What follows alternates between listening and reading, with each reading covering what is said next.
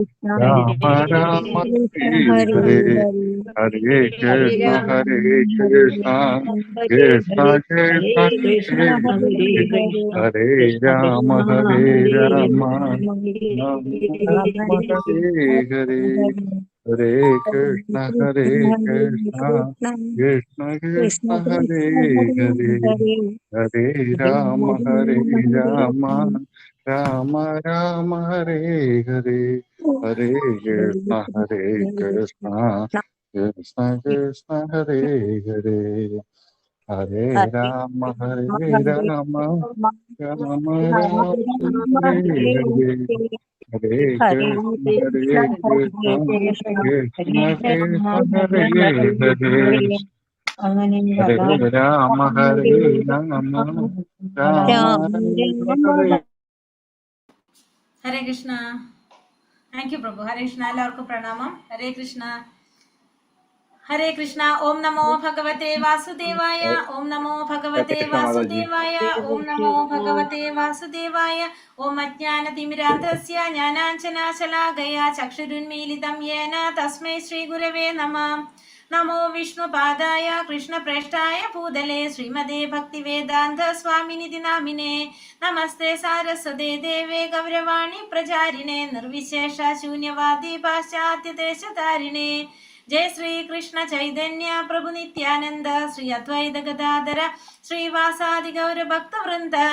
ഹരേ Krishna Krishna Krishna Hare Hare, Hare Rama Rama Rama Hare Hare. Hare Krishna. Shri Shri രാധാഗോവിന്ദ temple ISKCON മാംഗ്ലൂരിന്റെ Bhagavad Gita ക്ലാസ്സിലേക്ക് എല്ലാവർക്കും സ്വാഗതം. ഹരേ കൃഷ്ണ. എല്ലാവർക്കും പ്രണാമം. അപ്പൊ നമ്മളിന്ന് അധ്യായം 2, രണ്ടാമത്തെ അധ്യായത്തിലേക്ക് കടക്കാണ്. ഹരേ കൃഷ്ണ. പ്രണാമം രുചി. അധ്യായം 2 അല്ലേ നമുക്ക് നിൽക്കേണ്ടത്?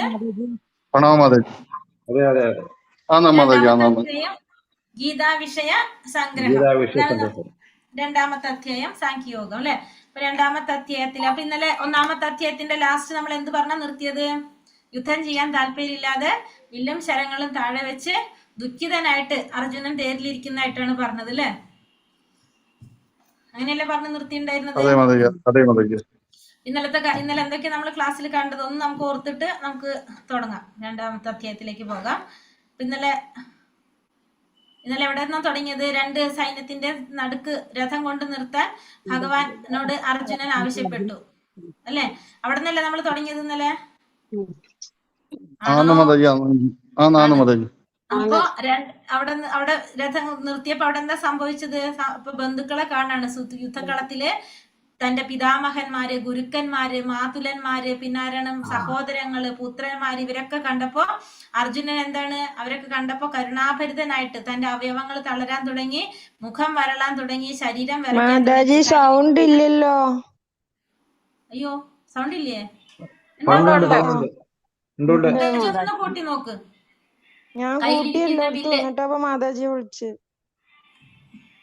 മാതാജിയുടെ സൗണ്ട് കൂട്ടിയ പേരുണ്ടാവുമല്ലോ. കയ്യിലിരിക്കുന്ന വില്ല് അത് ഗാണ്ഡീവം. അർജുനന്റെ വില്ലിന്റെ പേരെന്താണ്? അത് കയ്യിൽ നിന്ന് വഴുതി വീഴാനായിട്ട് തുടങ്ങില്ലേ. അപ്പൊ ഇവിടെ അർജുനൻ പിന്നെ ഭഗവാനോട് വാദിക്കുകയാണ്. എന്താണ് അർജുനൻ പറയുന്നത്? ഈ ബന്ധുക്കളെ കൊല്ലുന്നത് കൊണ്ട് യാതൊരു ഗുണവും ഇല്ല എന്നാണ് അർജുനൻ പറയുന്നത് ഭഗവാനോട്. കാരണം നമുക്ക് ഈ രാജ്യം കിട്ടിയിട്ട് വല്ല കാര്യമുണ്ടോ? നമുക്ക് സുഖിക്കാൻ സാധിക്കുമോ? കാരണം ഈ ബന്ധുക്കളെ മുഴുവനും കൊന്നു കഴിഞ്ഞാല് നമുക്ക് എന്തെങ്കിലും ഒരു കാര്യം കിട്ടിക്കഴിഞ്ഞാൽ നമ്മളിപ്പോ ഒരു വണ്ടി മേടിച്ച് എന്ത് ചെയ്യും? ആ വണ്ടി കൊണ്ട് നമ്മളെ ബന്ധുക്കളെ വീട്ടിലൊക്കെ പോകും, എല്ലാവരെയും വണ്ടി കാണിക്കാനായിട്ട് അല്ലെ. നമ്മളൊരു സാരി മേടിച്ചാൽ നമ്മൾ അത് കൊടുത്ത് എല്ലാവരോടും പോകും. കാരണം എല്ലാവരോടും പറയും പുതിയ സാരി ഞാൻ മേടിച്ചതാണെന്ന്. അതേപോലെ തന്നെ അർജുനൻ ചോദിക്കുന്നതാണ്, ഈ രാജ്യം കിട്ടിയിട്ട് ഈ ബന്ധുക്കളെ മുഴുവനും വധിച്ചു കഴിഞ്ഞാൽ നമ്മൾ കിട്ടിയിട്ട് കാണാൻ ആരെങ്കിലും ഉണ്ടോ? ആരും ഇല്ല കാണാൻ. അപ്പൊ പിന്നെ നമുക്ക് ഇത് കിട്ടിയിട്ട് വല്ല പ്രയോജനം ഉണ്ടോ എന്നാണ് ആര് ചോദിക്കുന്നത്? അവിടെ അർജുനൻ ചോദിക്കുന്നത്. കാരണം എല്ലാവരെയും വധിച്ചു, പിന്നെ ഈ രാജ്യം കിട്ടിയിട്ട് ആരെ കാണിക്കാനാ? അർജുനൻ അതാ ചോദിക്കുന്നത്. ഇതൊക്കെ കിട്ടിയിട്ട് വല്ലതുണ്ടോ? അവരെ വധിക്കേണ്ട, നമുക്ക് ആ രാജ്യവും വേണ്ട, സുഖവും വേണ്ട, ഒന്നും എനിക്ക് വേണ്ട എന്നാണ് ആര് പറയുന്നത്? അർജുനൻ ഭഗവാനോട് പറയുന്നത്. അത് കൂടാണ്ട് പറയാണ്, കാരണം അവർ അക്രമികളാണെങ്കിലും പക്ഷെ അവരെ കൊന്നു കഴിഞ്ഞാൽ നമുക്കും പാപം കിട്ടും. എന്തിനാ നമ്മൾ അതിന് ചെയ്യണേന്നാണ് ആര് ചോദിക്കുന്നത്? അവരെ കൊന്നിട്ട് നമുക്ക് സുഖമായിട്ട് ജീവിക്കാനായിട്ട് സാധിക്കുമോ എന്നാണ് അർജുനൻ ഭഗവാനോട് ചോദിക്കുന്നത്. പിന്നെ പറയുന്നതാണ് കുലക്ഷയം, കുലത്തിൽ ക്ഷയം സംഭവിക്കും. പിന്നെന്താണ്, സ്ത്രീകൾ മുഴുവൻ ദുഷിച്ചു പോകും. മാത്രമല്ല വർണ്ണസങ്കരം, സംഭവിക്കും. അപ്പൊ അതൊക്കെ അർജുനൻ എടുത്തു പറയാണ്. പിന്നെ പിതൃക്കൾക്ക് പിണ്ടക്രിയകളൊക്കെ ചെയ്യാനായിട്ട്, ഉദകക്രിയ ചെയ്യാനായിട്ട് സാധിക്കാതെ വരും. കാരണം മുതിർന്നവരൊക്കെ മരണപ്പെട്ട് കഴിഞ്ഞാൽ അപ്പൊ മൊത്തത്തിൽ എന്താണ് സംഭവിക്കുക? ആകെ നാശമാണ് സംഭവിക്കുക. അപ്പൊ അതുകൊണ്ട് ഇവരെ കൊല്ലേണ്ട ആവശ്യമുണ്ടോ എന്നാണ് ആര് പറയണത്? അർജുനൻ ചോദിക്കുന്നത്. പിന്നെ അത് മാത്രല്ല, അപ്പൊ അർജുനൻ പറയാണ് ലാസ്റ്റ് എന്നെ വധിച്ചോട്ടെന്ന്. ഞാനിവിടെ എനിക്ക് യുദ്ധം ചെയ്യാൻ താല്പര്യമില്ലാതെ ഞാൻ നിൽക്കുമ്പോൾ എന്നെ വധിച്ചാലും വിരോധമില്ല, ഞാൻ എന്തിനു തയ്യാറല്ല, യുദ്ധം ചെയ്യാൻ തയ്യാറല്ല എന്ന് പറഞ്ഞിട്ട് ദുഃഖിതനായിട്ട് വില്ലും ശരങ്ങളും എല്ലാം താഴെ വെച്ച് അർജുനൻ രഥത്തിലിരിക്കുന്നതായിട്ടാണ് നമ്മൾ ഒന്നാമത്തെ അധ്യായം അവസാനിപ്പിച്ചത്. അല്ലേ? എല്ലാവർക്കും മനസ്സിലായോ ഒന്നാമത്തെ അധ്യായം? മനസ്സിലായി മാതാജി. മനസ്സിലായി. ഇനി നമുക്ക് അധ്യായം 2 കടക്കാം. അധ്യായം 2 ഗീതാ വിഷയ സംഗ്രഹം. അപ്പൊ ഒന്നാമത്തെ അധ്യായം നമ്മള് ഭഗവത്ഗീത പഠിക്കേണ്ടത് എങ്ങനെയാണ് മനസ്സിലാക്കേണ്ടത്? അർജുനെ പോലെ പഠിക്കണോ ധൃതരാഷ്ട്ര പോലെ പഠിക്കണോ? അർജുനെ പോലെയാണ് നമ്മളത് മനസ്സിലാക്കേണ്ടത്. അർജുനൻ ലാസ്റ്റ് പറയുന്നത് എന്താണ്? എനിക്കിപ്പോ എല്ലാം മനസ്സിലായി, എന്റെ അജ്ഞാനം മാറി, എന്റെ വ്യാമോഹം മാറി, ഞാനിപ്പോ അങ്ങ് പറയുന്നതനുസരിച്ച് പ്രവർത്തിക്കാൻ തയ്യാറാണെന്നല്ലേ. പക്ഷെ ധൃതരാഷ്ട്രം എങ്ങനെയാണ്? ധൃതരാഷ്ട്രം ഇത് കഴിഞ്ഞിട്ട് ധൃതരാഷ്ട്രക്ക് ഒരു മാറ്റം വന്നിട്ടില്ലേ? നമ്മള് ഭാഗവതത്തിൽ പറയുന്നുണ്ട്. ലാസ്റ്റ് വിതുരർ വന്നിട്ടില്ലേ? വിതുരർ വന്നിട്ട് എന്താ ചെയ്യണത്? ധൃതരാഷ്ട്ര വീണ്ടും പറഞ്ഞ് മനസ്സിലാക്കി ബോധ്യപ്പെടുത്തിയിട്ടാണ് ധൃതരാഷ്ട്രം എവിടേക്ക് പോണത്? കൊട്ടാരം വിട്ടു. കാരണം ദുര്യോധനന്റെ കൊട്ടാരത്തില് യുധിഷ്ഠിര മഹാരാജാവിന്റെ കൂടെ ആ യുധിഷ്ഠിര മഹാരാജാവിന്റെ കീഴില് ആള് ജീവിക്കായിരുന്നു. എല്ലാ സുഖ സൗകര്യങ്ങളൊക്കെ അനുഭവിച്ച് ഈ മക്കളൊക്കെ പോയിട്ടും അദ്ദേഹം അവിടെ സുഖമായിട്ട് ജീവിക്കായിരുന്നു. ഒരു മാറ്റം ആർക്ക് വന്നിട്ടില്ല? ധൃതരാഷ്ട്രക്ക് വന്നിട്ടുണ്ടായിരുന്നില്ല. അപ്പൊ ലാസ്റ്റ് ധൃതരാഷ്ട്രോട് പറയാണ് ഇങ്ങനെയൊക്കെ ജീവിക്കുന്നതിന് ഭാഗവതത്തിൽ നല്ല വിസ്തരിച്ച് പറയുന്നുണ്ട് അതൊക്കെ. അധ്യായം ഞാൻ വിട്ടുപോയി, ഒന്നാമത്തെ കാൻഡിൽ പറയുന്നുണ്ട് അതൊക്കെ കറക്റ്റ് ആയിട്ട്. ഇങ്ങനെയൊക്കെ ജീവിക്കുന്നതിലും നല്ലത് ഇനി സാക്ഷാത്കാരം നേടാനായിട്ട് ശ്രമിക്കാനായിട്ട് പറയുന്നുണ്ട്. അങ്ങനെയാണ് പിന്നെ ധൃതരാഷ്ട്രം പോകുന്നത്. അപ്പൊ അങ്ങനെ നമ്മൾ കേട്ട് പഠിച്ചിട്ട് ഒരു കാര്യമില്ല. അപ്പൊ നമ്മൾ ആരെ പോലെ പഠിക്കണം? അർജുനനെ പോലെ നമ്മൾ മനസ്സിലാക്കുക ഗീത. അങ്ങനെയാണ് നമ്മൾ ചെയ്യേണ്ടത്. ഹരേ കൃഷ്ണ. അപ്പൊ നമ്മള് എല്ലാവരും കുറഞ്ഞു വരുന്നുണ്ടല്ലോ. ഓണം വെക്കേഷൻ സ്റ്റാർട്ട് ചെയ്തു എല്ലാവരും. ഹരേ കൃഷ്ണ മാതാജി. ഹരേ കൃഷ്ണ മാതാജി. ഹരേ കൃഷ്ണ മാതാജി. പ്രണാമം. ഒരു സംശയം ചോദിച്ചോട്ടെ? യുദ്ധം കഴിഞ്ഞതിന് ശേഷം ധൃതരാഷ്ട്രര് യുധിഷ്ഠിരൻ മഹാരാജാവിന്റെ കൊട്ടാരത്തിൽ ജീവിക്കുന്നുണ്ടോ? ഉണ്ട് മാതാജി. നമ്മൾ ഒന്നാമത്തെ സ്കന്ധത്തിൽ അധ്യായം എനിക്ക് ഓർമ്മയില്ല, അതിലുണ്ട്. അവിടെയാണ് പിന്നെ യുധിഷ്ഠിര മഹാരാജാവിന്റെ കൂടെയാണ് ധൃതരാഷ്ട്രം കാന്താരിയും ഉള്ളത്, രണ്ടുപേരും. അതിനുശേഷം വിതുരർ കൊട്ടാരത്തിലേക്ക് വന്നിട്ട് അധ്യായം എനിക്ക് ഒട്ടും ഓർമ്മ വരുന്നില്ല. മക്കള് എല്ലാവരും പോയതിനു ശേഷം അവര് അവിടെ വന്ന് ജീവിക്കുന്നുണ്ട് അല്ലെ? ഞാൻ ഒന്നാമത്തെ സ്കന്ധം പറയണ സമയത്ത് കേറിണ്ടായിരുന്നില്ല. ഇപ്പൊ 2 മുതലാണ് തുടർന്ന് കേറുന്നത്. അല്ല, ഞാൻ എടുത്തുതരാം. ഒന്നാമത്തെ സ്കന്ധം ഞാൻ ഒരു ദിവസം നോക്കിയിട്ട് എല്ലാവർക്കും പറഞ്ഞുതരാം. അപ്പൊ നിങ്ങൾക്ക് മനസ്സിലാവുമല്ലോ. എനിക്ക് അതൊരു സംശയം. കാരണം യുദ്ധം കഴിഞ്ഞിട്ട് അവരൊക്കെ പിന്നീട് കൊട്ടാരത്തേക്ക് വരുന്നുണ്ടോ എന്നുള്ളത് അത് ഞാൻ അങ്ങനെ കേട്ടിട്ടില്ല ഇതുവരെ. നമ്മുടെ ഭാഗവതത്തിൽ വിശദമായിട്ട് പറയുന്നുണ്ട്. അത് വലിയൊരു ഒരു അധ്യായം തന്നെ കൊടുത്തിട്ടുണ്ട്. അത് ധൃതരാഷ്ട്ര പറയുന്നതൊക്കെ പറഞ്ഞിട്ട് ശരിക്കും അധ്യായം. പിന്നെയാണോ അവര് വനവാസത്തിന് പോകുന്നത്? അങ്ങനെ പറഞ്ഞിട്ടാണ് വനവാസത്തിന് പോണത്. വനവാസത്തിന് വെച്ചാൽ ലാസ്റ്റ് പോണത്. അതെ, അങ്ങനെ പറഞ്ഞ് വിതുരര് പറഞ്ഞ് ആളെ മനം മാറ്റിയിട്ടാണ് പിന്നെ ആര് പോണത്? ധൃതരാഷ്ട്ര പോണത്, കൂടെ ഗാന്ധാരി പോണതൊക്കെ അങ്ങനെയാണ്. അവിടെ വെച്ചിട്ടാണ് അവര് മരണപ്പെടുന്നത്. കുന്തിയും കൂടെ പോയെന്ന് പറയുന്നേക്കാൾ അതിലുണ്ട് മാതാജി. ഒക്കെ ഭാഗവതത്തിന്റെ ഒന്നാമത്തെ സ്കന്ധത്തിൽ ഓരോ അധ്യായങ്ങളായിട്ടാണ് ഇതൊക്കെ കൊടുത്തിട്ടുണ്ട്. നമുക്ക് വിശദമായിട്ടുണ്ട് അതൊക്കെ. നമ്മളെല്ലാ സംശയം അവിടെ തീരും. പറഞ്ഞുതരാം നിങ്ങൾക്ക്. പിന്നെ നമ്മുടെ ക്ലാസ്സിൽ വേറെ ആരും ഭാഗവതം മേടിക്കാനൊന്നും പറഞ്ഞു കേട്ടില്ലല്ലോ. കേറുന്നില്ല നിങ്ങൾ ക്ലാസ്സിൽ എല്ലാവരും? ഞാനിപ്പോ കേറാറുണ്ട് മാതാജി. അപ്പൊ പിന്നുള്ളവരോ കേറാറുണ്ടോ? എല്ലാവരും എഴുന്നേറ്റ് തുടങ്ങിയോ? ആദ്യം എഴുന്നേറ്റ് തുടങ്ങിയോ നിങ്ങൾ? അതാദ്യം ചോദിക്കുന്നത്. ഭാഗവതത്തിന് ഞാനിപ്പോ കേറാറുണ്ട്. ഒന്നാമത്തെ സ്കന്ധമൊക്കെ പഠിക്കുന്ന സമയത്ത് എനിക്ക് അറിയില്ലായിരുന്നു. ഞാനിപ്പോ ഇടയ്ക്ക് കഴിഞ്ഞ പ്രാവശ്യം ക്ലാസ്സിൽ മാതാജി പറഞ്ഞ ഞാൻ കേറുന്നുണ്ട്. കേറിക്കോളൂ. ഒന്നാമത്തെ സ്കന്ധം ഞാൻ എടുത്തുതരാം. മാതാജി, എനിക്കത് ഇരുന്ന് പഠിക്കാനുള്ള നേരമില്ല. ആ സമയത്ത് എനിക്ക് ജോലിക്ക് പോവാനുള്ള പണികളൊക്കെ തീർക്കുന്നോണ്ട് ഞാൻ കേൾക്കണേ ഉള്ളൂ. അത് മതി, കേട്ടാ മതി. കേട്ടാ മതി, കേട്ടാ തന്നെ ഒരു പദം കേട്ടാ മതി മാതാജി, മാറ്റം വരും. ഞാനും മാതാജി കേൾക്കുന്നേ ഉള്ളൂ, വേറെ ഞാനത് ചൊല്ലാനൊന്നും എനിക്ക് അറിയില്ല. മാതാജി മിക്കവാറും തോന്നുന്നു ഞാൻ മാത്രം അതിൽ ഇരിക്കുന്നുണ്ടാവുള്ളൂ, ബാക്കി എല്ലാവരും നടന്നു കേൾക്കുന്നവരായിരിക്കും അതില്, രാവിലെ തന്നെ ജോലി ഉള്ളത് കൊണ്ട്. ഞാനും അതേപോലെ മാതാജി അന്ന് പറഞ്ഞില്ലേ അത് വെച്ചിട്ട് നമുക്ക് ജോലിയൊക്കെ ചെയ്യാമെന്ന്. അപ്പൊ അത് കാരണം ഞാൻ രാവിലെ അത് ഓൺ ചെയ്ത് വെച്ചിട്ട് കേൾക്കുന്നേ ഉള്ളൂ, അങ്ങനെ ഇരുന്ന് കേൾക്കുന്നില്ല. സാരില്ല, പക്ഷെ അത് കേൾക്കുന്നോണ്ടൊരു വ്യത്യാസം നിങ്ങൾക്ക് തോന്നുന്നില്ല? നടന്ന് കേട്ടാലും നമുക്കത് രാവിലെ തന്നെ അത് കേട്ട് വരുമ്പോ നമുക്ക് ആ ദിവസം മുഴുവൻ നമുക്ക് ഫീൽ ചെയ്യണില്ല നന്നായിട്ട്? വീട്ടില് മുഴുവൻ മാതാജിയുടെ ശബ്ദം മുഴങ്ങി കേൾക്കുക നേരം. എല്ലാവരും എന്തായാലും ഹസ്ബൻഡ് എപ്പോഴും പറയും നേരം വിളിച്ചാകുമ്പോ ഈ മാതാജിയുടെ ശബ്ദം കേൾക്കുകയാണ്. ശ്ലോകങ്ങൾ പഠിപ്പിക്കുന്ന ഗ്രൂപ്പ് എന്തെങ്കിലും ഉണ്ടോ? എന്തിന്റെ? ഭഗവത്ഗീത മാത്രമേ ഉള്ളൂ. ഭഗവത്ഗീത ഉണ്ടല്ലോ ഓൾറെഡി, ഗ്രൂപ്പ് ഉണ്ടോ?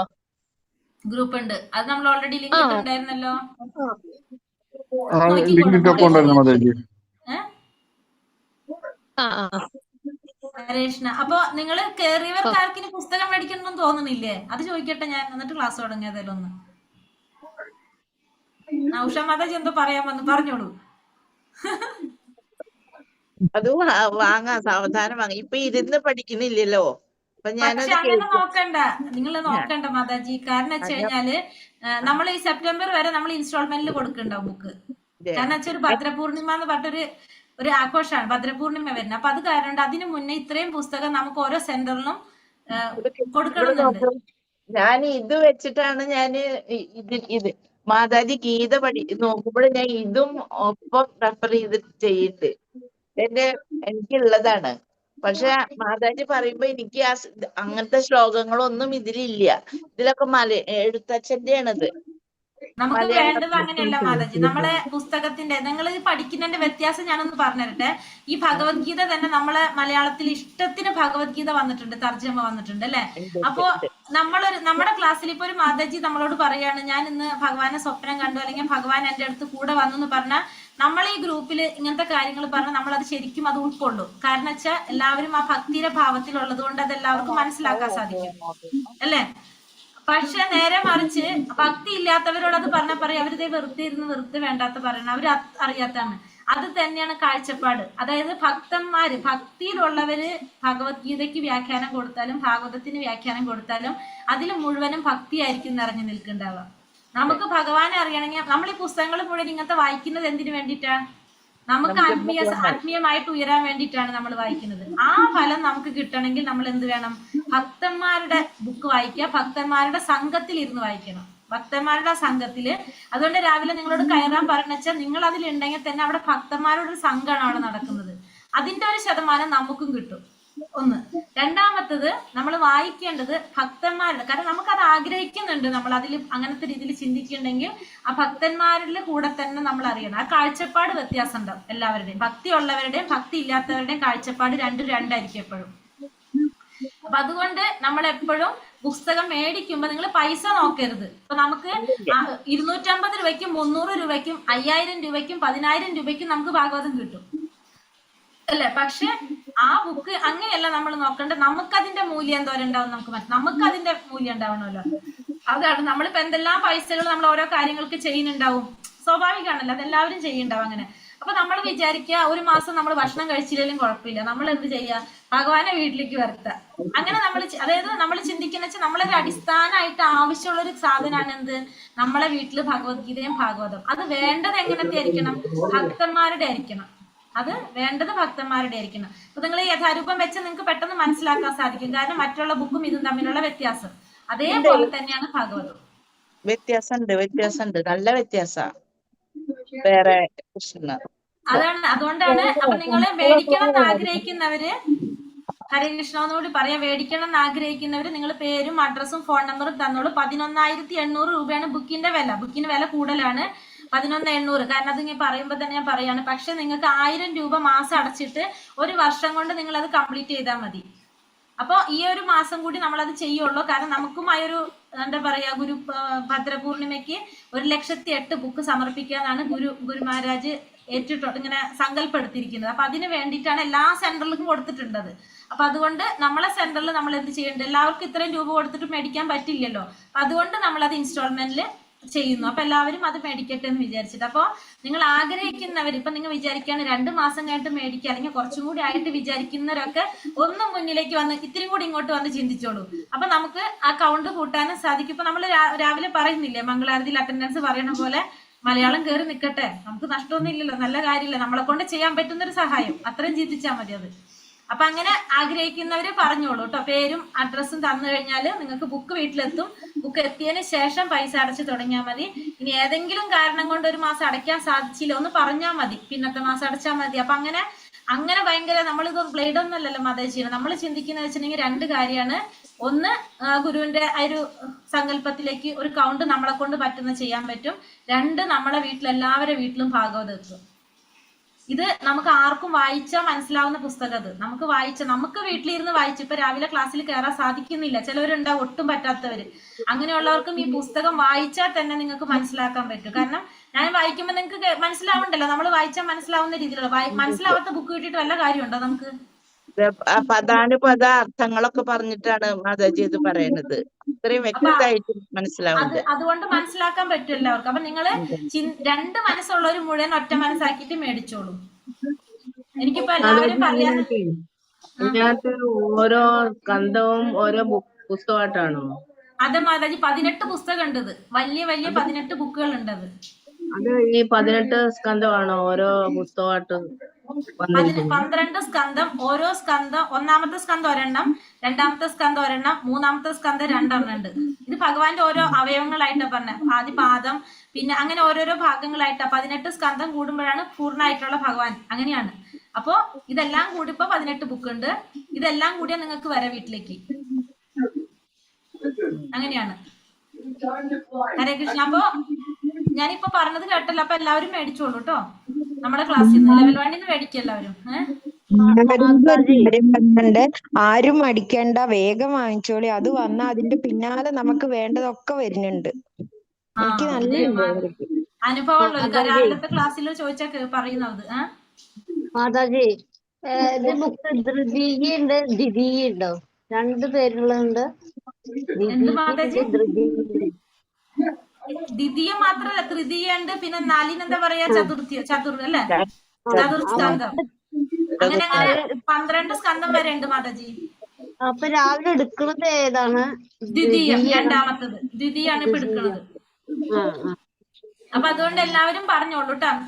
ലെവൽ 1 പഠിക്കുമ്പോൾ ഭയങ്കര സന്തോഷം കൂടല മറ്റുള്ള ക്ലാസ്സിനേക്കാളും. കാരണം നിങ്ങള് തുടക്കത്തിൽ വന്നവരാണല്ലോ, ഇപ്പൊ പുതിയവരാ. അപ്പൊ നമ്മളത് ഉൾക്കൊള്ളത് കൊണ്ടല്ല നമ്മളത് മേടിക്കാൻ ചിന്തിക്കുന്നത്. അപ്പൊ അതുകൊണ്ട് നിങ്ങൾ മേടിച്ചോളൂ എല്ലാവരും കേട്ടോ. അപ്പൊ എല്ലാവരും എനിക്ക് ഇന്ന് അഡ്രസ് തരുമോ? ഞാനിപ്പോ രജോ ഗുണത്തിലാണ്. സംശയം അത് സംശയമൊന്നും വേണ്ട, അത് ഉറപ്പിക്കാൻ വേണ്ടിട്ടാ നമ്മളിപ്പോ പറഞ്ഞത്. ഒരു സംശയം വേണ്ട, അത് വാങ്ങി വീട്ടിലെത്തേണ്ട താമസമേ ഉള്ളൂ. മാതാജി വാങ്ങിച്ചോ. ഞാനാ പറയണ, ഒന്നും ഇല്ലാത്ത ഒരാളാ ഞാന്. ഇപ്പൊ എനിക്ക് എല്ലാം കിട്ടല് തുടങ്ങി. അല്ല, അത് മാതാജി പറഞ്ഞ കറക്റ്റ് ആട്ടോ. അതായത് നമ്മള് ഇപ്പൊ ഞാനിപ്പോ ഈ പറയുന്നത് നമ്മളൊരു നിമിത്താ മാതാജി ഇത് ശരിക്കും. കാരണം ഈ പുസ്തകം നമ്മളിപ്പോ എല്ലാവരോടും പറയും. ഇപ്പൊ ഞാൻ ചിലവരെ പേരെടുത്ത് പറയും, ചിലപ്പോ അല്ലാതെ പറയും, ഇങ്ങനെയൊക്കെ നമ്മൾ പറയുമല്ല. നമ്മള് പക്ഷെ അതൊരു നിമിത്ത. കാരണം ഇത് വരുന്നത് ഭഗവാനാ വരുന്നത്. അത് നമ്മളെ വീട്ടിലേക്ക് വരുമ്പോ, അതിപ്പോ മാതാജി ആരെ പറഞ്ഞെന്ന് എനിക്കറിയില്ല, പറഞ്ഞത് കറക്റ്റാ. നമ്മളിങ്ങനെ ചിലപ്പോ ഞാൻ പറഞ്ഞില്ല, പൈസ ഇല്ലാത്തവരുണ്ടാവും ചിലർ. പക്ഷെ ആ ആഗ്രഹം കൊണ്ട് നമ്മൾ പറയും കുഴപ്പമില്ല, ചെയ്തോ മാതാജി, പറ്റില്ലെങ്കിൽ വേണ്ട, ആ മാസം ഇടാം. പക്ഷെ ആ മാതാജി പറഞ്ഞാല് ഞാൻ പോലും അറിയാതെ എല്ലാ മാസവും കറക്റ്റ് ആയിട്ട് എനിക്ക് അത് ചെയ്യാൻ പറ്റുന്നുണ്ടെന്നാ പറയുന്നത്. കാരണം നമ്മൾ ഇന്ന് ഭാഗവതത്തിൽ പഠിച്ചില്ലേ, ഭൗതികമായ ആഗ്രഹങ്ങളും ആത്മീയമായ ആഗ്രഹങ്ങളും, മുക്തിയും, സകാമ, പിന്നെന്താ പറഞ്ഞ മുക്തികാമ, പിന്നെ ഒരെണ്ണം കൂടി പറഞ്ഞല്ലോ നിഷ്കാമ അല്ലെ.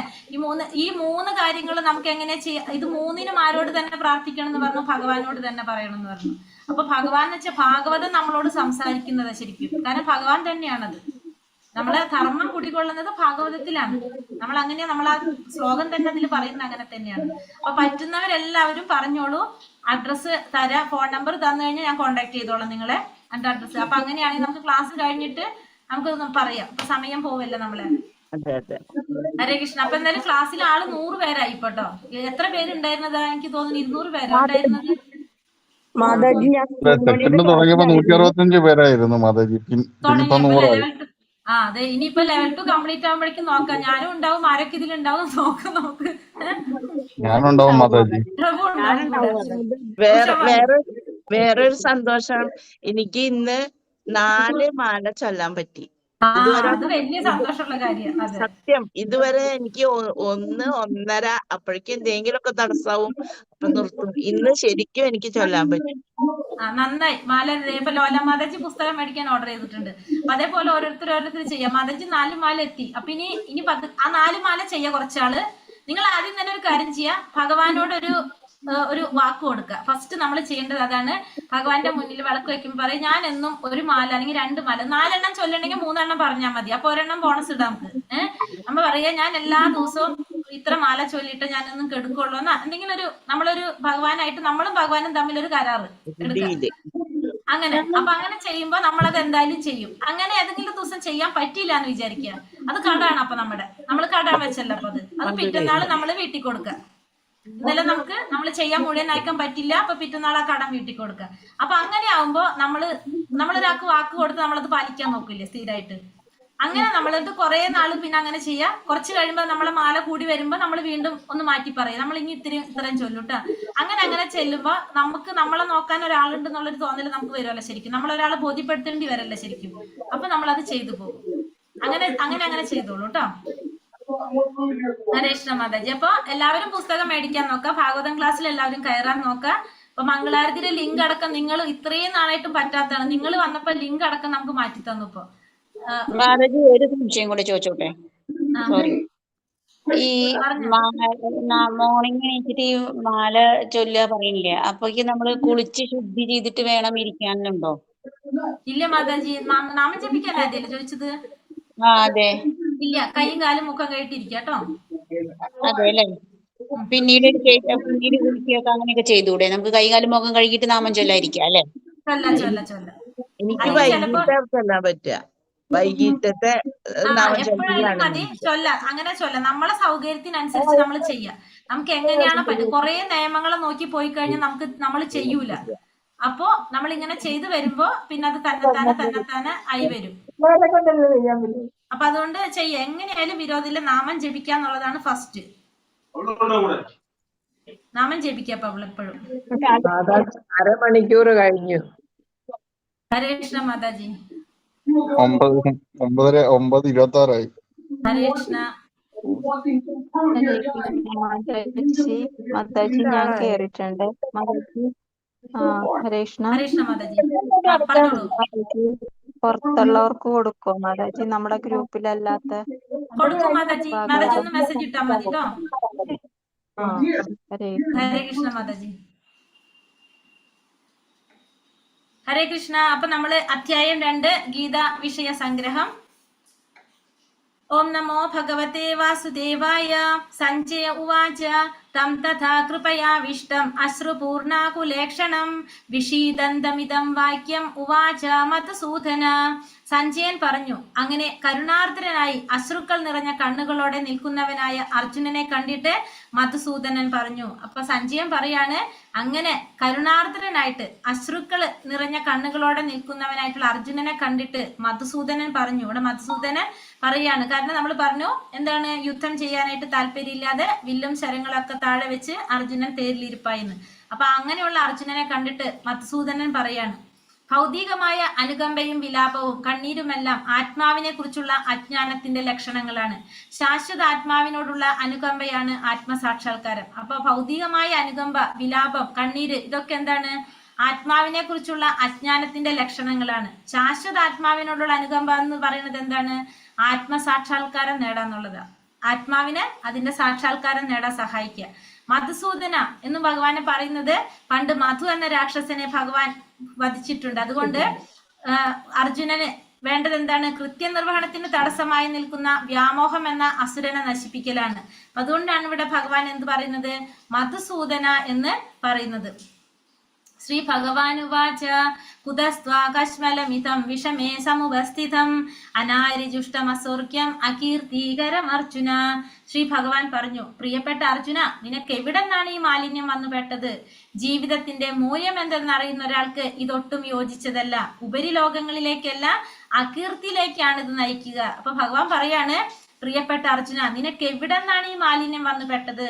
ഇത് ജീവിതത്തിന്റെ മൂല്യം എന്തെന്നറിയുന്ന ഒരാൾക്ക് ഒട്ടും യോജിച്ചതല്ല. ഇതെന്തിലേക്കാണ് നമ്മളെ കൊണ്ടുപോകുന്നത്? കീർത്തിയിലേക്കല്ല നിന്നത് കൊണ്ടുപോകാൻ. എന്തിലേക്ക്? അകീർത്തിയിലേക്കാണ് നിന്നത് കൊണ്ടുപോകാൻ. നിന്നെ ഉപരിലോകങ്ങളിലേക്ക് കൊണ്ടുപോകില്ല, നിന്നെ അകീർത്തിയിലേക്ക്, നിന്റെ കീർത്തിയാണ് അവിടെ നഷ്ടപ്പെടാന്നുള്ളത് ഭഗവാൻ ഇവിടെ അർജുനനെ ഓർമ്മപ്പെടുത്താണ്. ആ പരമസത്യത്തെ നമുക്ക് 3 തരത്തില് സാക്ഷാത്കരിക്കാൻ സാധിക്കും. ആ പരമസത്യത്തെ അതിന് സമാനമായ 3 ഭാവങ്ങളിൽ സാക്ഷാത്കരിക്കാം. ഏതാണ്? ബ്രഹ്മമായിട്ടും പരമാത്മാവായിട്ടും ഭഗവാനായിട്ടും. 3 ഭാവത്തില് ആ പരമസത്യത്തെ സാക്ഷാത്കരിക്കാം. ബ്രഹ്മമായും പരമാത്മാവായിട്ടും ഭഗവാനായിട്ടും. ബ്രഹ്മസാക്ഷാത്കാരം എന്ന് പറയുന്നത് എന്താണ്? ബ്രഹ്മസാക്ഷാത്കാരം എന്താണ്? ഹരേ കൃഷ്ണ. ബ്രഹ്മജ്യോതിയിൽ ചെന്നെത്തുന്നു. പ്രകാശത്തിൽ അതായത് ബ്രഹ്മജ്യോതിയിൽ. ഭഗവാന് ഒരു രൂപമില്ല, ഭഗവാൻ എന്ന് പറഞ്ഞ ഒരു പ്രകാശമാണ് എന്ന് ചിന്തിച്ചുകൊണ്ട് ആ ബ്രഹ്മത്തിനെ സാക്ഷാത്കരിക്കാൻ ശ്രമിക്കുന്നവര് ബ്രഹ്മജ്യോതി. ഭഗവാന്റെ ചുറ്റുള്ള പ്രകാശം, ആ ശരീരത്തിൽ നിന്ന് വരുന്ന പ്രകാശത്തിനെ സാക്ഷാത്കരിക്കുന്നതാണ് എന്ത്? ബ്രഹ്മസാക്ഷാത്കാരം. പരമാത്മാ സാക്ഷാത്കാരം എന്ന് പറഞ്ഞാൽ നമ്മുടെ ഉള്ളിലെ പരമാത്മാവായിട്ടിരിക്കുന്ന ആ ഭഗവാനെ സാക്ഷാത്കരിക്കുന്നതാണ് പരമാത്മാ സാക്ഷാത്കാരം. ഭഗവത് സാക്ഷാത്കാരം എന്ന് പറഞ്ഞാൽ ആ സച്ചിദാനന്ദ സ്വരൂപനായിട്ടുള്ള ഭഗവാനെ, ശ്രീകൃഷ്ണ ഭഗവാനെ സാക്ഷാത്കരിക്കുന്നത് ഭഗവത് സാക്ഷാത്കാരം. അപ്പോ ഈ 3 ഭാവത്തിൽ നമുക്ക് എന്ത് സാധിക്കും? പരമസത്യത്തെ സാക്ഷാത്കരിക്കാൻ സാധിക്കും. നമ്മൾ ഏതിലാണോ നമ്മൾ കൂടുതൽ ആഗ്രഹിക്കുന്നത്, അല്ലെങ്കിൽ നമ്മൾ ഏതിനാണോ നമ്മൾ കൂടുതൽ ചെയ്യുന്നത്, ആ സാക്ഷാത്കാരാണ് നമുക്ക് കിട്ടുന്നത്. ചിലർ ബ്രഹ്മമായിട്ടും, ചിലവർ പരമാത്മാവായിട്ടും, ചിലവർ ഭഗവാനിലേക്ക് സാക്ഷാത്കരിക്കാനാണ് ശ്രമിക്കുന്നത്. അപ്പൊ അതിനെ 3 രീതിയിൽ നമുക്ക് എന്താണ് ഉപമിക്കാൻ സാധിക്കും? സൂര്യന്റെ 3 ബാണങ്ങളോട്, അതായത് സൂര്യപ്രകാശത്തിനോടും സൂര്യന്റെ ഉപരിതലത്തോടും സൂര്യഗ്രഹത്തോടും. അതായത് ബ്രഹ്മസാക്ഷാത്കാരം എന്ന് പറഞ്ഞാല് നമ്മളെന്താ ക്ഷമയില്ലാത്തവർക്കാണെന്ന് പറയാം. ബ്രഹ്മസാക്ഷാത്കാരം കുറച്ചും കൂടി നമ്മളെ ക്ഷമയോടെ കാത്തിരുന്ന് നമുക്ക് ഏത് സാക്ഷാത്കാരം നേടാം? പരമാത്മാ സാക്ഷാത്കാരം നേടാം. വീണ്ടും നമ്മൾ ക്ഷമയോടെ ഇരുന്ന് കഴിഞ്ഞാൽ നമുക്ക് എന്ത് പറ്റും? ഭഗവത് സാക്ഷാത്കാരം നേടാനായിട്ട് സാധിക്കും. അതേപോലെ തന്നെയാണ് സൂര്യന്റെ പ്രകാശം, അത് കഴിഞ്ഞിട്ട് സൂര്യന്റെ ഉപരിതലം, പിന്നെ സൂര്യഗ്രഹം. അങ്ങനെ 3 ഭാവത്തില് നമുക്ക് എന്ത് പറയാം? ഇതിനെ ഉപമിക്കാനായിട്ട് സാധിക്കും. ഇവിടെ ഏറ്റവും ശ്രേഷ്ഠമായ സാക്ഷാത്കാരം എന്ന് പറയുന്നത് ഏതാണ്? ഭഗവത് സാക്ഷാത്കാരമാണ്. ഭഗവാൻ എന്ന വാക്കിന് പരാശര മഹർഷി നമുക്കൊരു നിർവചനം നൽകിയിട്ടുണ്ട്. എന്താണ്? സമ്പത്ത്, ശക്തി, യശസ്, സൗന്ദര്യം, ജ്ഞാനം, ത്യാഗം. അതായത് ഈ 6 ഗുണങ്ങൾ അത് പരിപൂർണമായിട്ട് ഉൾക്കൊള്ളുന്ന ആ പരമപുരുഷനാണ് ആര്? ഭഗവാൻ. ഭഗവാൻ എന്ന വാക്കിന് പരാശര മഹർഷി നൽകിയിരിക്കുന്ന നിർവചനാണ് സമ്പത്ത്, ശക്തി, യശസ്, സൗന്ദര്യം, ജ്ഞാനം, ത്യാഗം. ഇത് പരിപൂർണമായിട്ട് ഉൾക്കൊള്ളുന്ന ആ പരമപുരുഷനാണ് ആര്? ഭഗവാൻ. ക്ലൈബം മ്യാസ്മകമപാർത്ഥ നൈദത്യുപപത്യതേ ക്ഷുദ്രം ഹൃദയ ദൗർബല്യം തെക്തോ തിഷ്ഠാ പരം തപ. ഹേ പാർത്ഥ, തരം താണ ഈ അണത്തമില്ലായ്മയ്ക്ക് അധീനനാകരുത്. നിനക്ക് യോജിക്കുന്നതല്ല ഇത്. ശത്രുക്കളെ ജയിക്കുന്നവനെ ക്ഷുദ്രമായ ഹൃദയ ദൗർബല്യത്തെ ഉപേക്ഷിച്ച് എഴുന്നേൽക്കൂ. അപ്പൊ അർജുനനോട് പറയാണ്, ഹേ പാർത്ഥ, തരം താണ ഈ ആണത്തമില്ലായ്മയ്ക്ക് നീ അധീനനാകരുത്. നീ ഈ തരം താണ ആണത്തമില്ലായ്മയാണ് നീ പറയുന്നത്. നീ അതിന് അധീനനാകരുത്. നിനക്ക് യോജിച്ചതല്ല ഇതൊന്നും. ശത്രുക്കളെ ജയിക്കുന്നവനെ, നിന്റെ ക്ഷുദ്രമായ ഹൃദയ ദൗർബല്യത്തെ ഉപേക്ഷിച്ച് നീ എഴുന്നേൽക്കൂ എന്നാണ് ഇവിടെ ആര് പറയുന്നത്? അർജുനനോട് ഭഗവാൻ പറയുന്നത്. ഇവിടെ എന്താ പറയുന്നത്? പാർത്ഥ എന്നാ വിളിക്കുന്നത്. പാർത്ഥ എന്ന് വെച്ചാൽ ആരാണ്? പൃഥയുടെ പുത്രൻ. പൃഥ ഭഗവാന്റെ പിതാവായിട്ടുള്ള വസുദേവരുടെ സഹോദരിയാണ് ആര്? പൃഥ. ആ പൃഥയുടെ എന്ന് വെച്ചാൽ കുന്തിദേവിയുടെ വേറൊരു പേരാണ്. ആ പൃഥയുടെ മകനായതുകൊണ്ട് അർജുനനെ പാർത്ഥ എന്ന് വിളിക്കുന്നു. കൃഷ്ണനുമായി അർജുനന് രക്തബന്ധമുണ്ട്. പക്ഷെ ഇവിടെ എന്തുകൊണ്ടാണ് ഭഗവാൻ ഇത് പറയുന്നത്? പേരിന് മാത്രമുള്ള ക്ഷത്രിയര ബ്രാഹ്മണരും പിതാവിന്റെ വില കുറഞ്ഞ സന്തതികളാണ്. ഒരു ക്ഷത്രിയൻ അല്ലെങ്കിൽ ഒരു ബ്രാഹ്മണൻ എന്ന് പറഞ്ഞാൽ അവരുടെ ഗുണങ്ങൾ ഇവർക്ക് ഉണ്ടാവണം. അല്ലെങ്കിൽ എന്താണ്? പേരിന് മാത്രമാണെങ്കിൽ ആ പിതാവിന്റെ വില കുറഞ്ഞ സന്തതികളാണ്. അപ്പൊ അർജുനനെ അങ്ങനെ പൈതൃകം നഷ്ടപ്പെട്ടതായിട്ട് കാണാൻ ആരും ആഗ്രഹിക്കുന്നില്ല, ഭഗവാൻ ഇഷ്ടപ്പെടുന്നില്ല. അപ്പൊ അതുകൊണ്ടാണ് ഇവിടെ അർജുനനോട് ഭഗവാൻ ഇങ്ങനെ ശാസിക്കുന്നത്. കഥം ഭീഷ്മമഹം സംഖ്യേ ദ്രോണം ച മധുസൂദന ഇഷൂഭി പ്രതിയോത്സ്യാമി പൂജാർഹ വാരിസൂദന.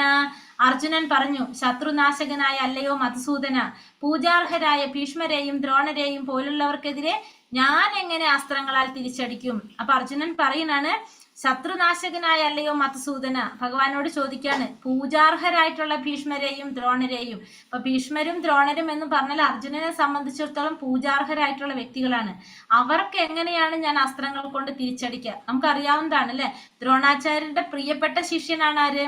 അർജുനൻ. അപ്പൊ ഭീഷ്മ പിതാമഹൻ എന്ന് പറഞ്ഞാലും ഇപ്പൊ പാണ്ഡുവിന്റെ മരണശേഷം ഇവരെയൊക്കെ വളർത്തിയതും അത്രയും സ്നേഹവാത്സല്യത്തോടു കൂടി ഇവരെ വളർത്തി കൊണ്ടുവന്നതൊക്കെ ആരാണ്? ഭീഷ്മ പിതാമഹനൊക്കെയാണ്. അപ്പോ അങ്ങനെയുള്ളവർക്കെതിരെ എങ്ങനെയാണ് ഞാൻ അസ്ത്രങ്ങൾ കൊണ്ട് തിരിച്ചടിക്കുക എന്നാണ് ആര് ചിന്തിക്കുന്നത്? അർജുനൻ ചോദിക്കുന്നത്. അർജുനന്റെ മാനസികാവസ്ഥ വളരെ പ്രയാസമുള്ളതാണ്. കാരണം അത്രയും പ്രിയപ്പെട്ടവരാണ് അർജുനനെ സംബന്ധിച്ച്. അപ്പൊ ഇവിടെ പറയുന്നത് എന്താണ്? അപ്പൊ അത്രയും പ്രിയപ്പെട്ടവരായിട്ട് പോലും ഇവിടെ പറയുന്നത്, അപ്പൊ അർജുനൻ എന്നിട്ട് ചോദിക്കുകയാണ് ഭഗവാന്റെ അടുത്ത്, ഗുരുജനങ്ങളോട് വാക് സാമർത്ഥ്യത്തിൽ പോലും ഏർപ്പെടരുതെന്നാണ് സാമാന്യ മര്യാദ. പറയാണ്, എന്താണ് പറയണത്? തന്റെ പിതാമഹനായിട്ടുള്ള ഉഗ്രസേനനെയോ അല്ലെങ്കിൽ ഗുരുവായിട്ടുള്ള സാന്ദീപനി മുനിയെയോ എതിർക്കാൻ കൃഷ്ണൻ തുനിയുമോ? ഇതാണ് ആര് ചോദിക്കുന്നത്? അർജുനൻ ഭഗവാനോട് ചോദിക്കുന്നത്. കാരണം കൃഷ്ണന്റെ പിതാമഹനായിട്ടുള്ള ഉഗ്രസേനൻ അല്ലെങ്കിൽ ഗുരുവായിട്ടുള്ള സാന്ദീപനി മുഹർഷി, ഇവരോടൊക്കെ എതിർക്കാനായിട്ട് കൃഷ്ണൻ ചെയ്യുമെന്നാണ് അർജുനൻ ചോദിക്കുന്നത്. ഗുരു നഹത്വാഹി മഹാനുഭാവാൻ ശ്രേയോ ഭോക്തും പൈഷ്യമപീഹ ലോകേ ഹത്വാർത്ഥകാമാംസ്തു ഗുരുനി ഹൈവ ഭുഞ്ജീയ ഭോഗാൻ രുതിര പ്രദീക്താൻ.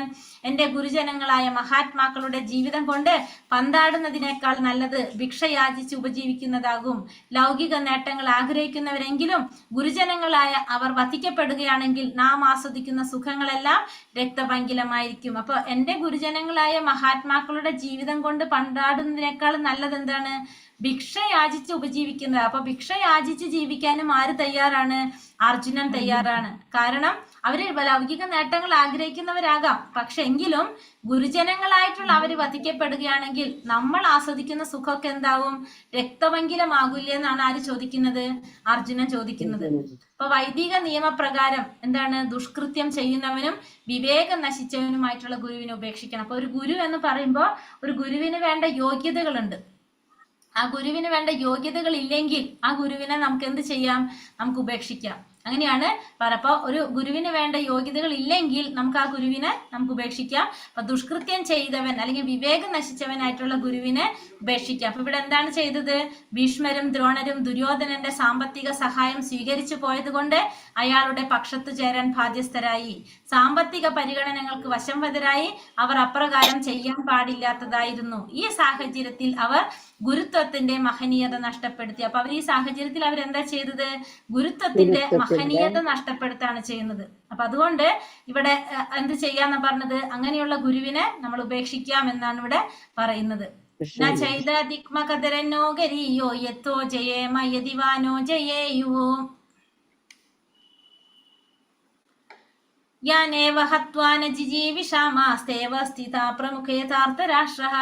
അവരെ ജയിക്കുന്നതോ അവരാൽ തോൽപ്പിക്കപ്പെടുന്നതോ ഏതാണ് നല്ലതെന്ന് നമുക്ക് അറിഞ്ഞുകൂടാ. ധൃതരാഷ്ട്ര പുത്രന്മാരെ കൊന്നിട്ട് നാം ജീവിച്ചിരുന്നിട്ട് എന്ത് കാര്യം? എങ്കിലും അവർ ഇപ്പോൾ ഈ യുദ്ധത്തിനായി നമ്മുടെ മുമ്പാകെ നിൽക്കുന്നു. അപ്പൊ അവരെ ജയിക്കുന്നതാണോ അല്ലെങ്കിൽ അവരാൽ തോൽപ്പിക്കപ്പെടുന്നതാണോ ഏതാണ് നല്ലതെന്നുള്ളത് നമുക്ക് അറിയാൻ സാധിക്കുന്നില്ല. അപ്പൊ ധൃതരാഷ്ട്ര പുത്രന്മാരെ കൊന്നിട്ട് നമ്മൾ ജീവിച്ചിരുന്നിട്ട് എന്താ കാര്യം? ഇപ്പൊ യുദ്ധമാണെങ്കിലോ നമ്മുടെ മുന്നിൽ വന്ന് നിൽക്കാണ് എന്നാണ് ഇവിടെ ആര് പറയുന്നത്? അർജുനൻ പറയാണ്, എനിക്ക് ഏതാണെന്ന് മനസ്സിലാവുന്നില്ല. അവരെ ജയിക്കുന്നതാണോ അല്ലെങ്കിൽ അവരാൽ തോൽപ്പിക്കപ്പെടുന്നതാണോ ഏതാണ് നല്ലതെന്നുള്ളത് അറിയാൻ സാധിക്കുന്നില്ല. അപ്പോ യുദ്ധമാണെങ്കിലോ മുന്നിൽ വന്ന് നിൽക്കാണ്. അപ്പൊ അർജുനൻ മഹാനായ ഒരു ഭഗവത് ഭക്തൻ മാത്രമല്ല, അത്യന്തം വിവേകശാലിയും സുനിയന്ത്രിതമായ മനസ്സും ഇന്ദ്രിയങ്ങളും ഉള്ളവനാണെന്ന് വ്യക്തമാകുന്നുണ്ട്. അപ്പൊ അർജുനൻ എന്ന് പറയുന്നത് ഭക്തൻ മാത്രമല്ല, വിവേകശാലിയാണ്, സുനിയന്ത്രിതമായിട്ടുള്ള മനസ്സും ഇന്ദ്രിയങ്ങളും ഉള്ളവനാണ്. അർജുനൻ പറയുന്നത് രാജകുടുംബത്തിൽ ജനിച്ചതാണെങ്കിലും താൻ ഭിക്ഷാടനം നടത്തി ജീവിക്കാന്നാണ് ആര് പറയണത്? അർജുനന്റെ നിസ്സംഗതയാണ് അവിടെ പറയുന്നത്. പിന്നെ മാത്രല്ല, തന്റെ ആത്മീയ ഗുരുവായിട്ടുള്ള കൃഷ്ണന്റെ നിർദ്ദേശങ്ങളിലുള്ള ദൃഢവിശ്വാസം, സ്വതസിദ്ധമായ ഗുണവിശേഷങ്ങൾ കൂടി ചേർന്നപ്പോ അദ്ദേഹത്തിന്റെ അധർമ്മിഷ്ഠതയ്ക്ക് മാറ്റുകൂടുന്നു. അപ്പൊ അർജുനൻ ഇപ്പൊ എന്തിന് അർഹതയായിട്ട് മാറുകയാണ്? മോക്ഷപ്രാപ്തിക്ക് സദാ യോഗ്യനാണെന്ന് ഇതിൽ നിന്നും വ്യക്തമാകാണ്. कार्पण्यदोषो बहदः स्वभावः पृच्छामिधां धर्मसम्मूढचेदः യശ്രേയസാ നിശ്ചിതം ബ്രൂഹി തന്മേ ശിഷ്യസ്തേഹം ശാതിമാം ത്വം പ്രപന്നം. ദൗർബല്യം കൊണ്ട് ആത്മനിയന്ത്രണം നഷ്ടപ്പെട്ട എനിക്ക് കൃത്യനിർവഹണത്തെ പറ്റി ഒന്നും വ്യക്തമാകുന്നില്ല. ഈ അവസ്ഥയിൽ എനിക്ക് എന്താണ് യോജിച്ചതെന്ന് പറഞ്ഞു തരണം. ഞാൻ ഇപ്പോൾ അങ്ങയെ ശരണം പ്രാപിച്ച ശിഷ്യനാണ്, ദയവായി ഉപദേശം തന്നാലും. അപ്പൊ ദൗർബല്യം കൊണ്ട് ആത്മനിയന്ത്രണം നഷ്ടപ്പെട്ട എനിക്ക് കൃത്യനിർവഹണത്തെ കുറിച്ചൊന്നും മനസ്സിലാക്കാൻ സാധിക്കുന്നില്ല, വ്യക്തമാകുന്നില്ല. അപ്പൊ എനിക്ക് ഈ ഒരു അവസ്ഥയിൽ എനിക്ക് എന്താണോ യോജിച്ചത് അത് എനിക്ക് പറഞ്ഞു തരണം. ഞാനിപ്പോൾ എങ്ങനെയാണ്? അങ്ങയെ ശരണം പ്രാപിച്ച ശിഷ്യനാണ്, എനിക്ക് ദയവായിട്ട് ഉപദേശം തന്നാലും എന്നാണ് അർജുനൻ പറയുന്നത്. അപ്പൊ നമ്മുടെ എല്ലാവർക്കും എന്തുണ്ടാവും? അങ്ങനത്തെ ഒരു സിറ്റുവേഷൻ നമുക്കൊക്കെ വരും. നമുക്ക് എല്ലാ സമയവും നമുക്ക് ഒരുപോലെയല്ല ഒരിക്കലും. അപ്പൊ നമ്മളുടെ എല്ലാവരുടെ ജീവിതത്തിലും എങ്ങനെ ഉണ്ടാവും?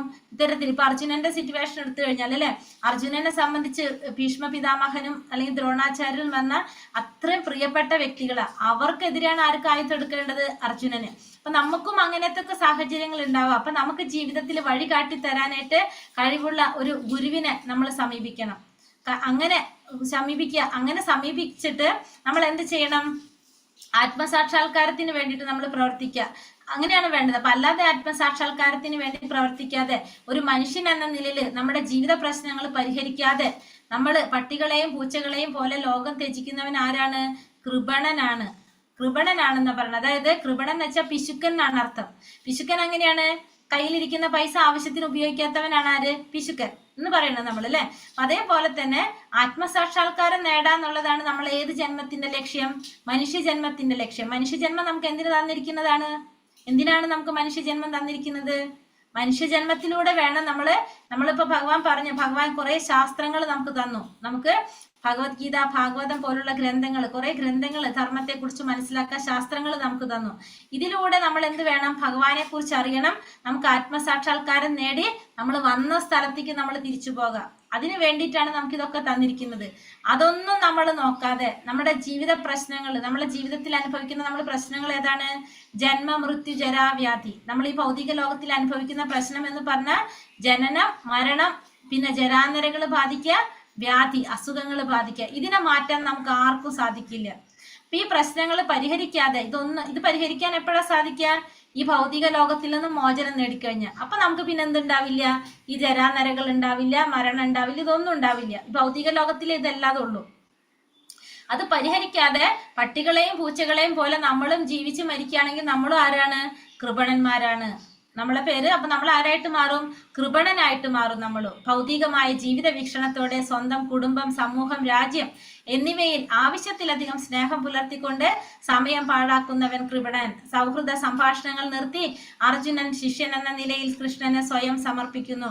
ഗുരുവും ശിഷ്യനുമായുള്ള സംഭാഷണം ഗൗരവമറ്റതാണ്. അപ്പോ ഇവിടുന്ന് ഭഗവാന്റെ ശിഷ്യനായിട്ട് മാറിയാര്? അർജുനൻ. അപ്പൊ അതുകൊണ്ട് തന്നെ ആ ശിഷ്യൻ ഒരു ഗുരുവിന്റെ ഗാംഭീര്യത്തോടു കൂടി ഭഗവാൻ അർജുനന്, ശിഷ്യന് ഇനി എന്ത് കൊടുക്കാണ്? ജ്ഞാനം ഉപദേശിക്കാനായിട്ട് തുടങ്ങാണ്. നഹി പ്രപശ്യാമി മമാപനുദ്യാത് ഉച്ചോഷണം ഇന്ദ്രിയാണാം അവാപ്യ ഭൂമാ സവപ്നമൃത്തം രാജ്യം സുരാണാം അപിജാതിപത്യം. ഇന്ദ്രിയങ്ങളെ അലട്ടുന്ന ഈ ദുഃഖങ്ങളെ ശമിപ്പിക്കാൻ ഒരു ഉപായവും ഞാൻ കാണുന്നില്ല. ഈ ഭൂമിയിൽ സമ്പദ് സമൃദ്ധവും എതിരാളികളില്ലാത്തതും ദേവന്മാർക്ക് സ്വർഗത്തിലുള്ളതുപോലെ പരമാധികാരത്തോടെയുള്ള സാമ്രാജ്യം ലഭിച്ചാൽ പോലും എനിക്ക് ഈ ദുഃഖത്തെ അകറ്റാൻ സാധിക്കുകയില്ല. അപ്പൊ അർജുനൻ പറയാണ്, ഈ ഇന്ദ്രിയങ്ങളെ അലട്ടുന്ന ദുഃഖങ്ങളെ ശമിപ്പിക്കാനായിട്ട് ഒരു ഉപായവും ഞാൻ കാണുന്നില്ല. പിന്നെ പറയാണ്, ഇപ്പൊ ദേവന്മാർക്ക് സ്വർഗത്തിലുള്ള പോലെ പരമാധികാരത്തോടൊരു സാമ്രാജ്യം കിട്ടിയാൽ പോലും എന്റെ ദുഃഖത്തെ ശമിക്കാനായിട്ട് സാധിക്കുന്നു തോന്നുന്നില്ല എന്നാണ് ഇവിടെ ആര് പറയുന്നത്? അർജുനൻ. ജീവിതത്തിലെ ചുട്ടുനീട്ടുന്ന പ്രശ്നങ്ങൾക്ക് പരിഹാരം കാണുന്നതിന് ഒരു ആധ്യാത്മിക ആചാര്യന്റെ സഹായം ഇല്ലാതെ സാധിക്കില്ല. അപ്പൊ നമുക്കൊരു ആചാര്യന്റെ സഹായത്തോടെയാണ് നമുക്ക് എന്ത് സാധിക്കുക? നമ്മുടെ ജീവിതത്തിലെ പ്രശ്നങ്ങൾക്ക് പരിഹാരം കാണാൻ സാധിക്കുന്നത്. അതായത് നമുക്ക് എന്തൊരു കാര്യം നമ്മൾ തീരുമാനിക്കാനായിട്ട് നമുക്ക് എന്ത് വേണം? നമുക്ക് ഒരാളുടെ സഹായം നമുക്ക് വേണം. അപ്പോഴാണ് നമ്മുടെ തീരുമാനം കുറച്ചും കൂടി നമുക്ക് നല്ലതായിട്ട് വരുന്നുണ്ടാവും. അപ്പൊ അതിനാണ് നമുക്ക് ഗുരു. ആ ഗുരുവിലൂടെ ആയിരിക്കണം നമ്മൾ എന്ത് ചെയ്യേണ്ടത്? നമ്മൾ അത്തരത്തിലുള്ള ചുട്ടുനീറുന്ന പ്രശ്നങ്ങൾക്ക് പരിഹാരം കാണേണ്ടത്. ആ ഗുരു എന്ന് പറയുന്നത് എങ്ങനെയാണ്? കൃഷ്ണാവബോധത്തിൽ നിപുണനായ ഒരു വ്യക്തിയായിരിക്കും. കൃഷ്ണാവബോധത്തിൽ നിപുണനാവാത്ത ഒരു വ്യക്തിക്ക് ആരാകാൻ സാധിക്കില്ല? ഒരു ഗുരു ആവാൻ സാധിക്കില്ല. ഗുരു എന്ന് പറഞ്ഞാൽ ഭഗവാന്റെ പ്രതിനിധിയാണ്. ഭഗവാന്റെ പ്രതിനിധിയാണ് ആര്? ഗുരു. ഭഗവാൻ എന്താണ് പറയുന്നത് അതാണ് ആര് പറയുന്നത്? ഗുരു പറയുന്നത്. അപ്പൊ ജനനം, വാർദ്ധക്യം, മരണം, രോഗം, ഇങ്ങനെ ഭൗതിക ജീവിത സംബന്ധികളായ പ്രശ്നങ്ങളൊന്നും നമുക്ക് ധനാർജനം കൊണ്ടോ സാമ്പത്തിക അഭിവൃദ്ധി കൊണ്ടോ പരിഹരിക്കാൻ സാധിക്കില്ല. അപ്പൊ സാമ്പത്തിക പുരോഗതി ഉണ്ടായാലോ ധനം ആർജിച്ചാലോ നമുക്ക് എന്ത് സാധിക്കില്ല? ഈ ജന്മമൃത്യു ജരാവ്യാധി, ജനന മരണം, രോഗം, വാർദ്ധക്യം, ഈ പറഞ്ഞ ഒറ്റ എണ്ണത്തിനും പരിഹാരം കണ്ടെത്താൻ നമുക്ക് സാധിക്കില്ല. നമുക്ക് അത് സാധിക്കണമെങ്കിൽ എന്ത് വേണം? ഭഗവാനെ അറിയണം. നമുക്ക് എന്ത് വേണം? ഭക്തിയിലൂടെ ഈ ഭൗതിക ലോകത്തിൽ നിന്ന് മറികടക്കണം. എങ്കിൽ മാത്രമേ നമ്മുടെ പ്രശ്നങ്ങൾക്ക് പരിഹാരമാകുള്ളൂ. സഞ്ജയ ഉവാച ഏവ മുക്തോ ഋഷികേശം ഗുഡാകേശ പരം തപ നയോത്സ്യ ഇതി ഗോവിന്ദ മുക്ത തുഷ്ണീ ബഭൂവഃ.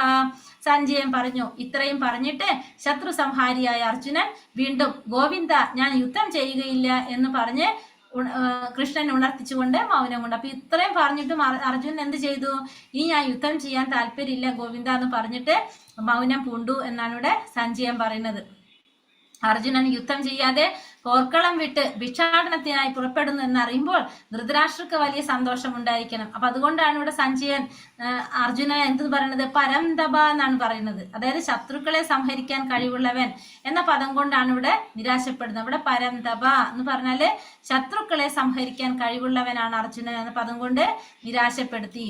തമുവാച ഋഷികേശ പ്രഹസന്നിവ ഭാരത സേനയോരൂപയോർമധ്യേ വിഷീദന്തമിതം വജഃ. അല്ലയോ ഭാരത, അപ്പോൾ ഇരു സൈന്യങ്ങളുടെയും നടുവിൽ വെച്ച് മന്ദഹാസത്തോടു കൂടി കൃഷ്ണൻ ദുഃഖിതനായ അർജുനനോട് പറഞ്ഞു. അപ്പൊ ഈ രണ്ട് സൈന്യത്തിന്റെ നടുക്ക് വെച്ചിട്ട് ഭഗവാൻ അർജുനനോട് പറയാണ്, സുഹൃത്തുക്കളാകയാൽ ഇരുവരും ഒരേ നിലയിലുള്ളവരാണ്. ഇപ്പോൾ എന്താണ്? അർജുനൻ ഭഗവാന്റെ ശിഷ്യനാണ്. അപ്പൊ ഈ ശിഷ്യൻ സുഹൃത്ത് ആരാണ്? ഇപ്പോ ശിഷ്യനായിട്ട് മാറിയത് ഓർത്തിട്ടാണ് ആര് മന്ദഹസിച്ചത്? ഭഗവാൻ മന്ദഹസിക്കുന്നത്. ഗുരുവായി സ്വീകരിച്ചപ്പോൾ ഭഗവാൻ ഗുരുസ്ഥാനം ഗുരുവായി സ്വീകരിച്ചപ്പോ, അർജുനൻ ഗുരുവായിട്ട് സ്വീകരിച്ചപ്പോ ഭഗവാൻ ആ സ്ഥാനം സ്വീകരിക്കുകയും ഒരു ആചാര്യന്റെ ഗാംഭീര്യത്തോടു കൂടി സംസാരിക്കുകയും ചെയ്യാണ്. അപ്പോ ഇനി അർജുനനും ഭഗവാനും തമ്മിലുള്ള ആ ഉപദേശം തുടങ്ങാണ്. അശോ ജാനന്യ ശോജസ്ത്വം പ്രജ്ഞവാദാംശ ഭാഷസേ ഗദാസൂന ഗദാം സൂഞ്ച നാനു ശോചന്തി പണ്ഡിതഃ. ഭഗവാൻ ഇവിടെ എന്താ പറയണതെന്ന് ആലോചിച്ച്, നീ ബുദ്ധിമാന്മാരെ പോലെ സംസാരിക്കുന്നുവെങ്കിലും ആവശ്യമില്ലാത്തവയെ പറ്റി ദുഃഖിക്കുകയും ചെയ്യുന്നു. ബുദ്ധിമാന്മാർ ജീവിക്കുന്നവരെ ചൊല്ലിയോ മരിച്ചവരെ ചൊല്ലിയോ വിലപിക്കാറില്ല. ഇവിടെ ഭഗവാൻ അർജുനന് ബുദ്ധിയില്ല എന്ന് പറയാണ്. നീ ബുദ്ധിമാനല്ല എന്നുള്ളത് പറയണം. അതായത് പറയണത് ബുദ്ധിമാന്മാരെ പോലെ നീ സംസാരിക്കുന്നെങ്കിലും നീ ആവശ്യമില്ലാത്ത പറ്റി ദുഃഖിക്കുകയും ചെയ്യുന്നു. സംസാരിക്കുന്നെങ്കിലും ആവശ്യമില്ലാത്തവയെ ചൊല്ലി ദുഃഖിക്കുകയും ചെയ്യുന്നു. അപ്പൊ ബുദ്ധിമാൻ എങ്ങനെയാണ്? ജീവിച്ചിരിക്കുന്നവരെ കുറിച്ചോ മരിച്ചവരെ കുറിച്ചോ വിലപിക്കാറില്ല. അപ്പൊ അർജുനനോട് പറയാണ്, നിനക്ക് ബുദ്ധിയില്ല എന്നാണ് ഇവിടെ ആര് പറയുന്നത്? ഭഗവാൻ ഇൻഡയറക്ട്ലി പറയാണ്. ഡയറക്റ്റ് പറയുന്നില്ല, ഇൻഡയറക്ട്ലി എന്താ പറയണത്? നീ സംസാരിക്കുന്നത് കേട്ടാൽ നീ ബുദ്ധിമാനാണെന്ന് തോന്നും. പക്ഷെ ബുദ്ധിമാൻ ഒരിക്കലും എന്ത് ചെയ്യില്ല?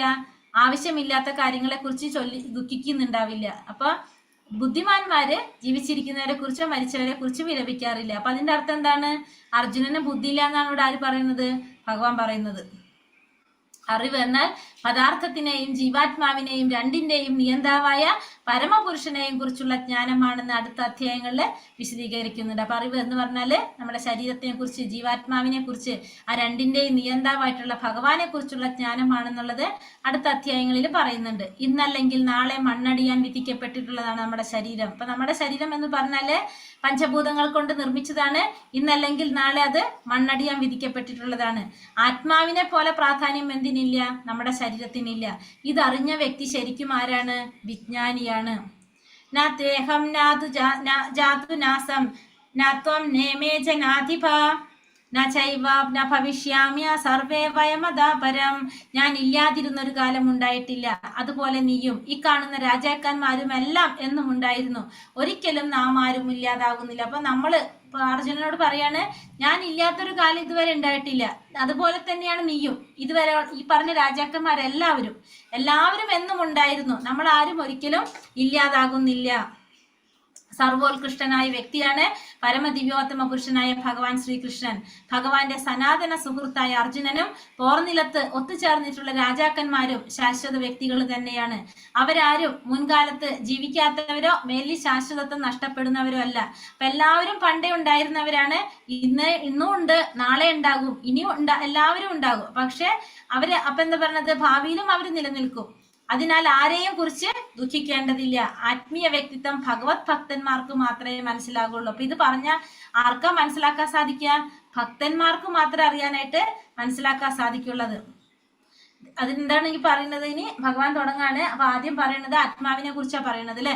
ദേഹി നോസ്മിൻ യഥാ ദേഹേ കൗമാരം യൗവനം ജരാ തഥാ ദേഹാന്തര പ്രാപ്തിർധീരസ്തത്രാന മുഹ്യതി.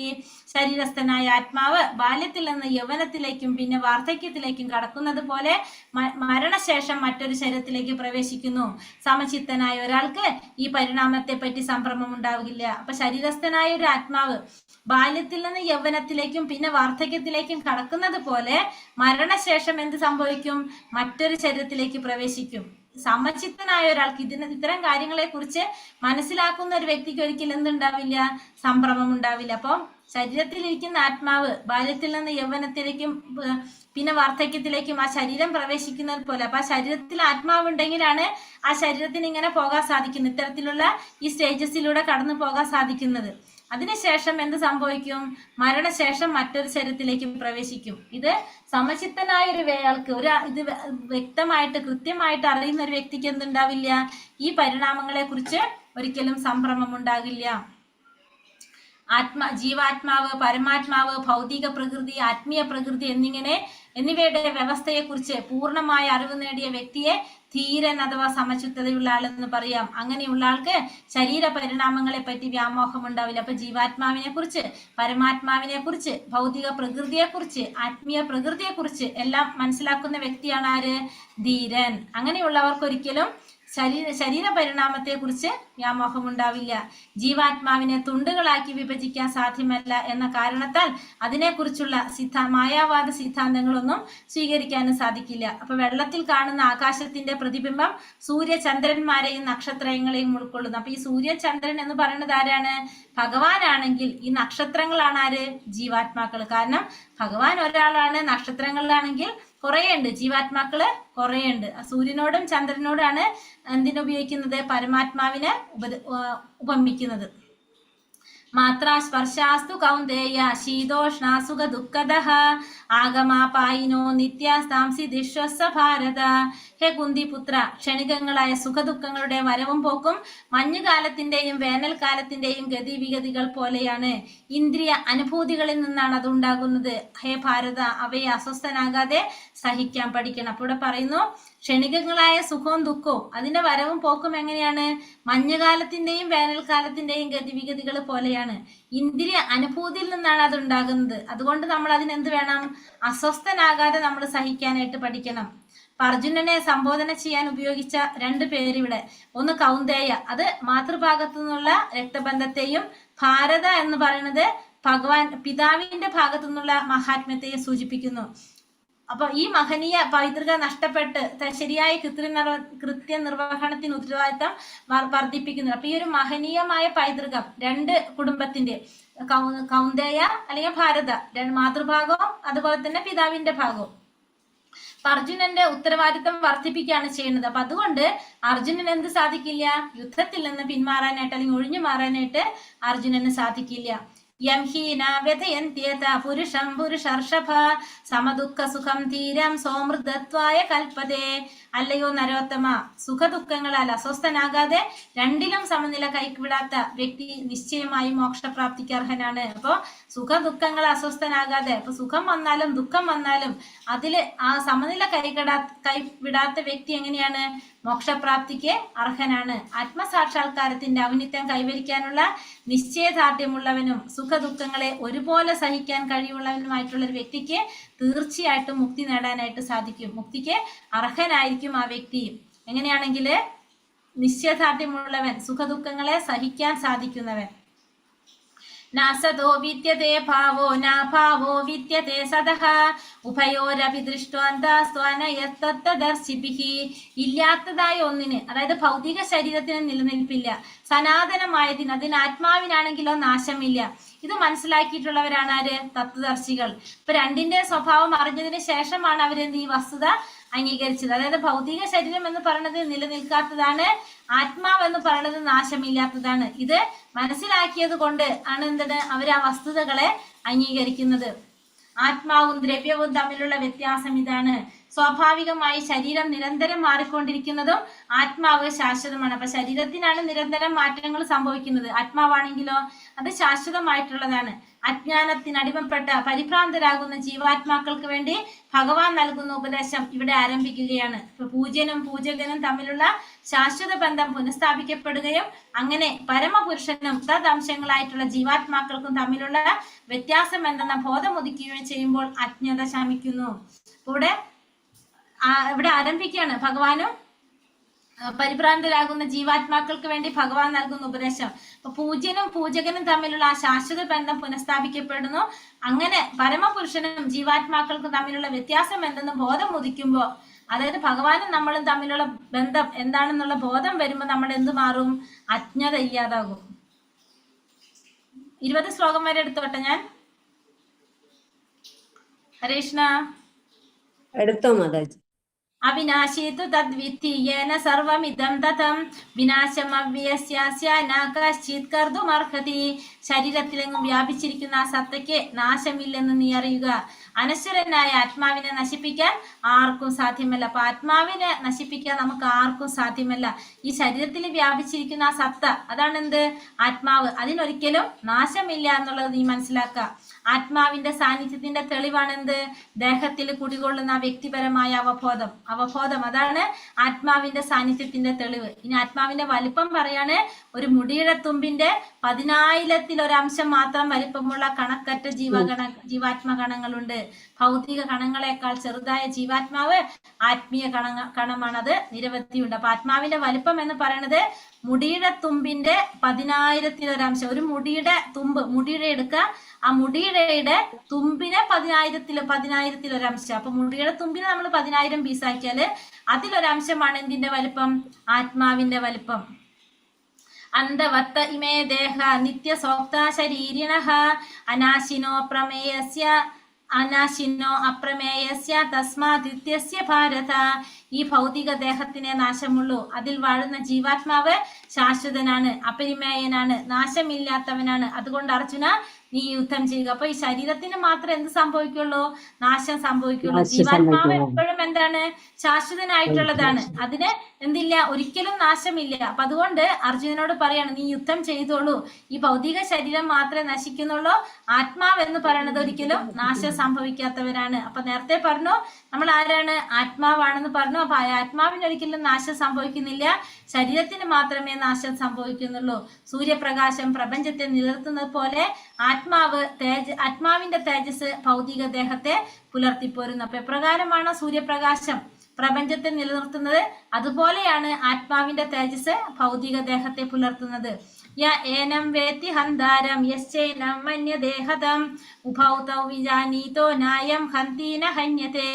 ജീവാത്മാവ് കൊല്ലപ്പെടുന്നുവെന്നോ ആരെയെങ്കിലും കൊല്ലുന്നുവെന്നോ കരുതുന്നവൻ ജ്ഞാനിയല്ല. ആത്മാവ് ഒരിക്കലും കൊല്ലപ്പെടുകയോ മരിക്കുകയോ ഇല്ല. അപ്പൊ ആത്മാവിനെ ഒരിക്കലും കൊല്ലാനും ആത്മാവിന് സ്വയം മരിക്കാനും സാധിക്കില്ല. അങ്ങനെ കരുതുന്നവൻ ഒരിക്കലും ആരല്ല? ജ്ഞാനിയല്ല.